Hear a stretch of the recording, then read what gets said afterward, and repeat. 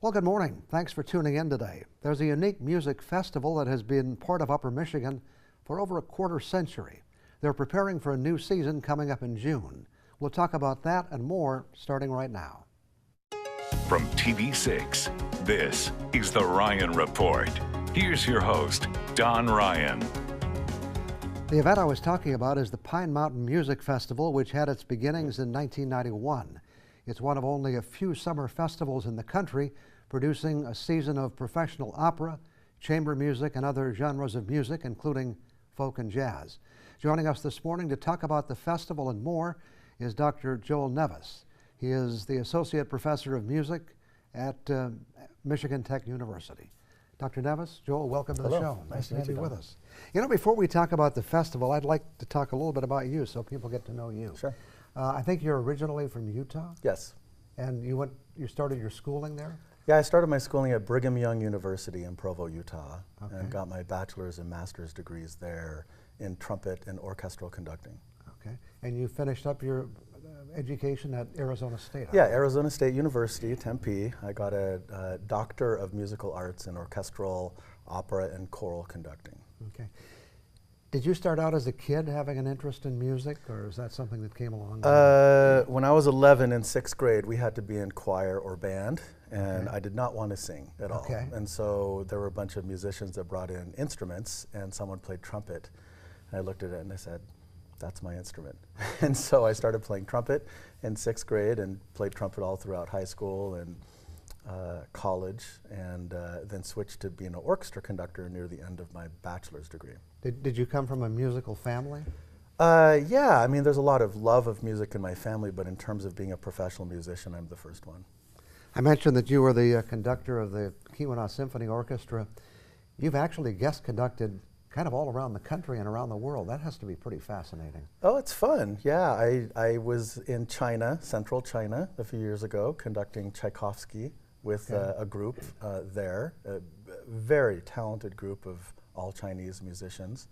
I've been to Argentina twice to conduct north of Buenos Aires with a professional orchestra, and I've conducted from coast to coast here in the United States. You know, when people see an orchestra, they see many musicians but one conductor. How does one become an orchestra conductor?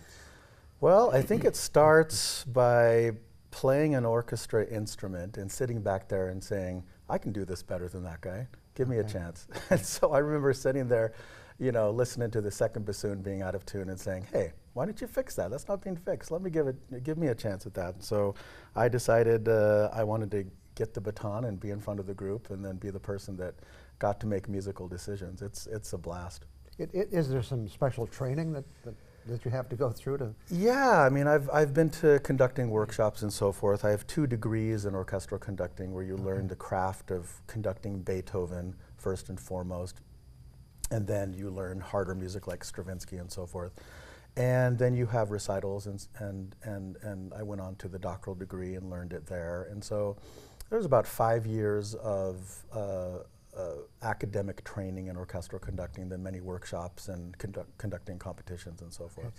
And again, when people see the orchestra, they see the conductor conducting it, but I assume there's more to the role than just that, right? Yeah, it's more than just waving a stick. It seems like you have lots of power with your wand, right? Just like Harry Potter.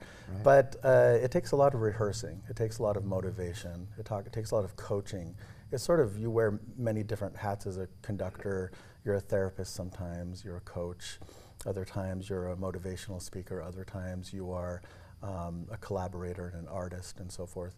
So conducting it's a multifaceted experience. I think of conducting as being like a coach of a basketball team. You're sitting there leading and guiding a group of talented individuals to perform as a team to create something special. And of course, when you have a permanent role as a conductor, then I guess you're probably making decisions about what the orchestra is going to do and what kind of programs they're going to put together. Yeah, that's the most enjoyable part of my job, is sitting there and thinking, what should we perform in 2017, 2018, 2019?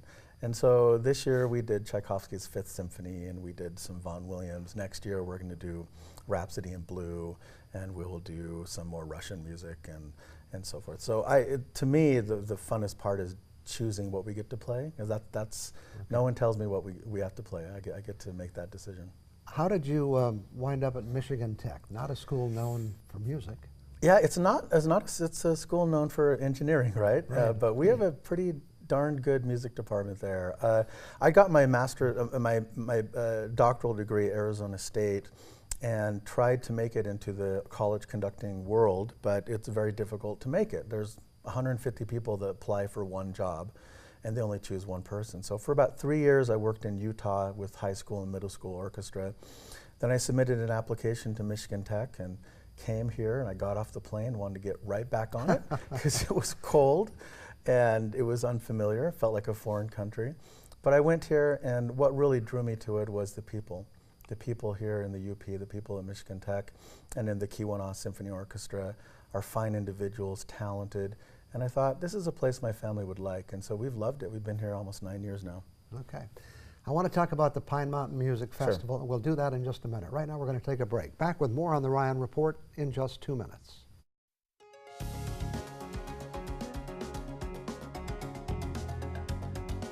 Our goal this morning, our guest this morning is Dr. Joel Nevis, who is the Associate Professor at Michigan Tech in the music department, but also involved with the Pine Mountain Music Festival. You know, a lot of people associate Pine Mountain with Iron Mountain, where they have a big ski jump.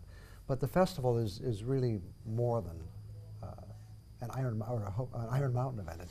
It's really involved in several areas of the UP. Yeah, the Pine Mountain Music Festival was started in 1991 in Iron Mountain by Laura Jean Deming, who's a cellist with the Chicago Lyric Opera. And so it started in Iron Mountain, and it branched out to the Keweenaw and Marquette. So currently, we're in our 20th season with the Pine Mountain Music Festival, and we sort of tour our groups to those three areas, to the Keweenaw, to Marquette, and to Dickinson. What's your role with the festival?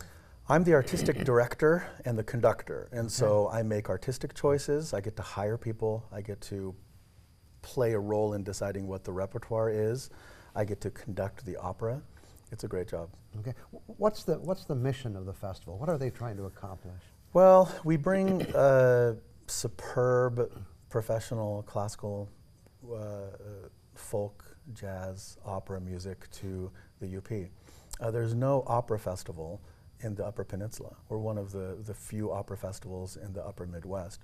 And so we play a unique role in bringing professional opera and classical music to the Upper Peninsula. And we've been doing it for a long time, and that's one of the pride and joy of the festival, is that we're able to maintain and sustain a high level of excellent professional music for many, many years, coming on 3 decades. The opera is just one of the events, but it is the centerpiece. What's going to be performed this year? Well, we're bringing opera back to the festival. We're going to be performing George Bizet's Carmen. Okay. And Carmen, if you look at the lists of the most oft-performed operas, Carmen's usually at the very top. It's the most popular opera in the world. And so, you know, for those who don't necessarily know opera, those who do know opera, those who hate opera, Carmen's the one. That's the one opera to bring you back into the fold. That's it's a the one to stellar see. piece of music. What are there any particular issues with presenting an opera like Carmen? Well, an opera is an expensive, multifaceted production. You have this huge technical production team, you have a large cast, you have orchestra, you have chorus, you have children's chorus. And so opera sort of combines all of the humanities in one. It's got literature, it's got dancing, it's got music, it's got acting, and stage tech and costume and so forth. So it's a big production, so it's not something that's easy to pull off. We haven't done an opera for about 3 years. We're very excited to bring it back. There are other events on the program as well, but for something like the opera, you use some local talent, but you also bring in a number of very seasoned performers, don't you? Yeah, we bring in professionals from the UP, professionals from the Upper Midwest, a few that come from Florida, and we join together. And so you'll have members of the Keweenaw Symphony Orchestra flute section sitting next to someone who's played in a professional orchestra in Chicago. So we have professionals from regional and from national areas joined together. The chorus is all locals. The children's chorus is all mostly students from Houghton Elementary School. And we all joined together in this grandiose production. And grandiose, it really sounds like it's a huge undertaking. Yeah, it is.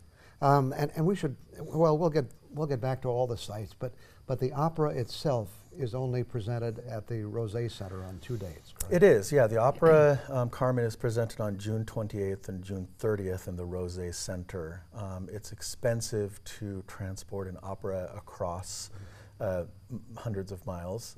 We're actually the only festival that tours its acts to multiple towns like we do. We have to do that in the UP because it's geographically remote and the main towns are so far away from each other. But the opera will be presented at the Rosé Center. We actually have an act called A Taste of Carmen, where we will be taking the 4 lead actors in Carmen and have them present the best tunes, arias and duets and ensembles from the opera and present those as separate concerts in Iron Mountain and Marquette. So those who can't make it can at least have a taste of it. And I think the venues for those are the Reynolds Hall at Northern at NMU and the Iron Mountain High School Auditorium for Yes. that particular performance. Right. Okay. Well, it sounds great. Another feature I know is the Bergonzi String Quartet. Well, what's that? Tell us about that group. Well, I think this is their 24th year with the festival. They are our permanent string quartet in residence, and so we bring them in every single year. They are our only core continuous artist. Bergonzi comes in every year, and the new artists come to fill in the schedule. So Bergonzi is 2 violinists, a violist, and a cellist from Miami, Florida, and we have 2 members of the Bergonzi String Quartet now. But those who know the quartet will know Ross Harbaugh, the cellist, and Scott Flavin, the violinist. And their repertoire is string quartets. So this year it's a Mozart string quartet and Brahms. And they're a world-class ensemble that comes here. A special part of their mission is education. And so they perform concerts for children. And so they do a children's concert in addition to their normal subscription concert in each of the 3 towns. Okay, I've got some more questions about the Pine Mountain Festival. We'll get back to those in a minute. Back with more on the Ryan Report after we take this break.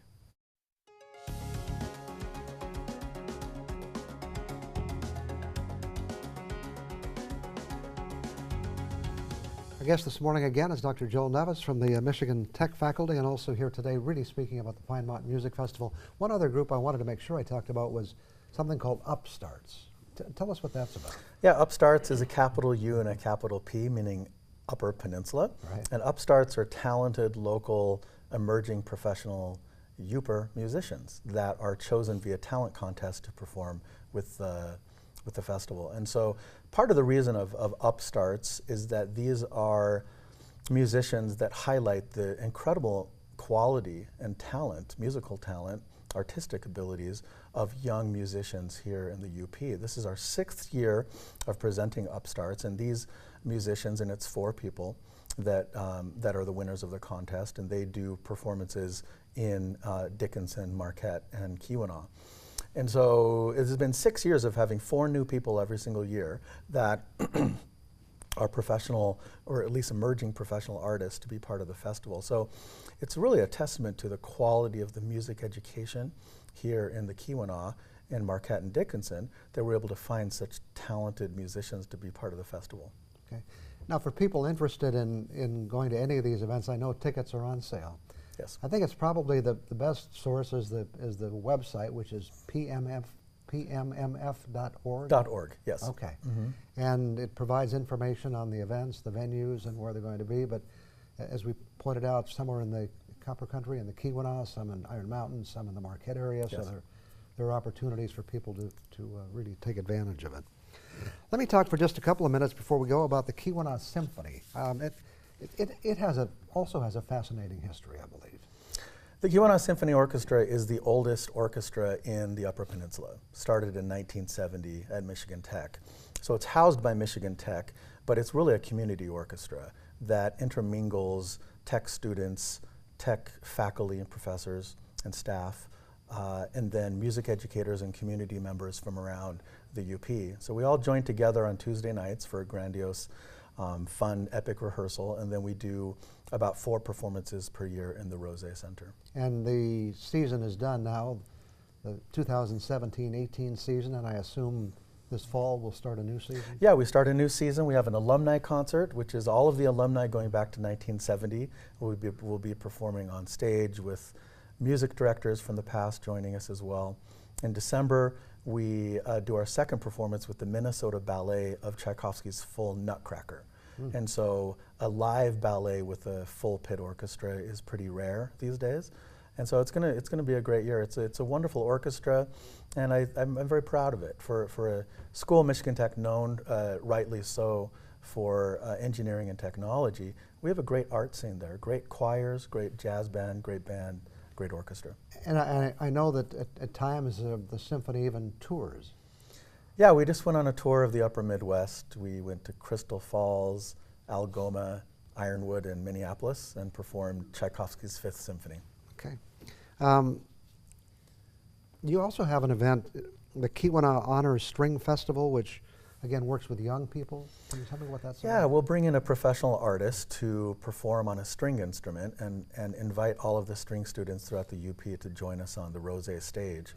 So we've had a violinist, we've had a string quartet, we've had cellist, we've had violist, and it's a special opportunity for local kids who don't often have the chance to learn from the feet of a professional musician, to take free private lessons, master classes, and to perform on stage with the orchestra and the artist.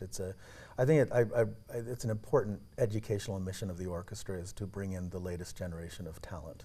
And you had mentioned that the Keweenaw Symphony is the oldest. It's really one of only two in the Upper Peninsula. Right. Although I believe there's one in perhaps Sioux, Ontario. Yeah, on Ontario. Yeah, but for the Upper Peninsula, in fact, in the whole Superior Great Lakes region, there are only 5 orchestras around Lake Superior. And so Marquette Symphony Orchestra and Keweenaw Symphony Orchestra, we actually share a lot of the musicians, because many of them live in Houghton and go to Marquette. Some live in Marquette, go to Houghton. Okay. And we should put in a plug, I guess, for Michigan Tech's music program. What can you tell us about Michigan Tech's program? You know, we don't have a music major.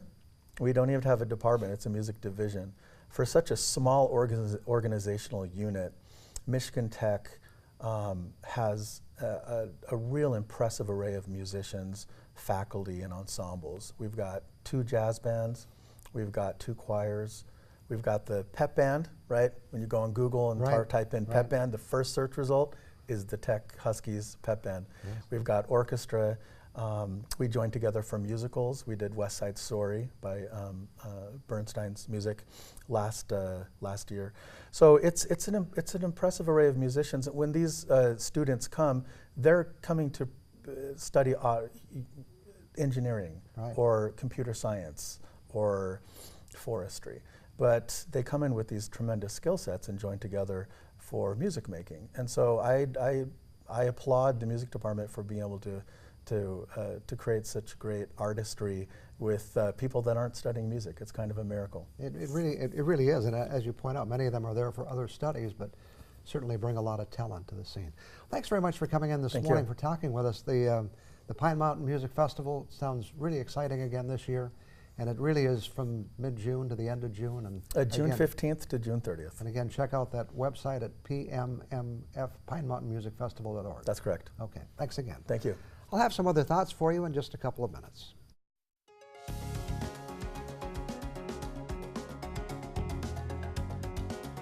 You know, a few weeks ago I talked about how the television business has changed dramatically over the years. When TV6 first went on the air, people in Upper Michigan really had just one choice, and we were it. With the advent of cable TV, the number of choices increased to 4 or 5. Over the years, those choices continued to increase, and now it seems they're almost endless. Today, we not only have the TV networks and cable channels producing shows, companies like YouTube, Amazon, Netflix, and others are all creating original programming. And so it's not surprising. We knew it had to happen. They've finally run out of ideas for new shows. Why do I say that? Look what's happened and what's on the drawing boards. They aren't making new shows. The major networks are just bringing back old ones. I won't say it started with NBC because there have been some others, but the network's decision to bring back Will and Grace is a good example of what I'm talking about. The show was broadcast on NBC for 8 seasons, from 1998 to 2006. It restarted its run on NBC and here on TV6 last fall. It was back with all the original stars and looked pretty much like the old show, even though the actors were 11 years older. But there's more to this story than Will and Grace. ABC decided to bring back another old-timer when Roseanne returned to the television screen. The show was last seen 21 years ago in 1997, but they were back for a late season debut in March of this year. Not only is the show back, most of the original characters are still there, and they seem to have the same problems they had when we last saw them. With all that's happened, I got a little excited about the thought of some of my old favorites could be returning, but quickly realized that Andy Griffith, Don Knotts, Mary Tyler Moore, Lucille Ball, and quite a few others have all passed away. It just doesn't seem that way because you can still see them all in reruns somewhere in the television universe. But according to published reports, there are more to come. Some of the names that have been mentioned include Cagney and Lacey, The Twilight Zone, Magnum P.I., The Munsters, and even The Jetsons. And then there's one that's apparently almost a certainty, Murphy Brown. We last saw Candice Bergen and her friends in 1998 after 247 episodes. The sitcom was set in a TV newsroom, and the characters weren't necessarily young when we left them 20 years ago. Does it question reality to believe that this erstwhile crew could still be working in that newsroom 20 years later? Well, before I poke fun at the Murphy Brown cast for getting too old, I should remember that our veteran anchor here at TV6 has been around for almost 40 years. Our chief meteorologist has been here for 30 years, and me, I'm back for my third time, and my first appearance on the air here was almost 53 years ago. So I think the return of the old Murphy Brown gang will be just fine. Maybe some of us just get better with age. At least I'm going to believe that's true. I'll be back in a minute. Remember, if you miss our show or want to see it again, you can do that at uppermichigansource.com. Today's show will be available starting at about noon tomorrow. And have you checked out our live stream yet? At that same web address, you can watch the show live and for a couple of hours later on your cell phone, your computer, or any device, no matter where you are. Thanks to Joel Nevis for joining us today. There's a lot happening on the UP music scene. It was interesting to hear his update. And of course, thank you for being here. Let's make plans to get together at this same time next Sunday morning. Now they can see us and we can kind of shake hands.